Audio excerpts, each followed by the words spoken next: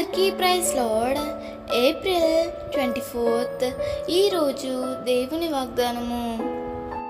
యెహోవా పడిపోవు వారందరినీ ఉద్ధరించువాడు, కృంగిపోయిన వారందరినీ లేవనెత్తువాడు. కీర్తనలు 145:14.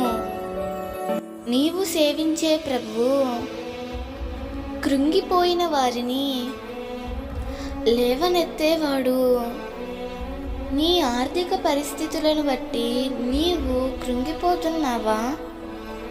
నీ బిడ్డల భవిష్యత్తును గురించి నీవు భయపడుతున్నావా?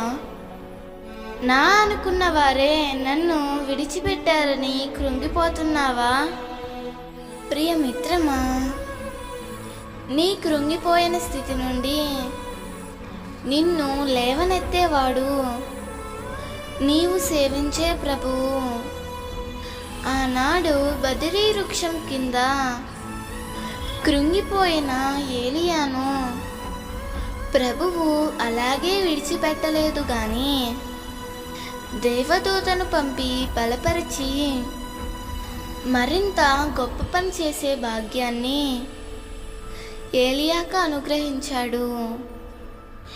నీవు ఏ పరిస్థితిని బట్టి కృంగిపోతున్నావో నీ పరిస్థితులన్నీ మార్చి నిన్ను లేవనెత్తి ఉన్నత స్థితిలో నిలబెడతాడు.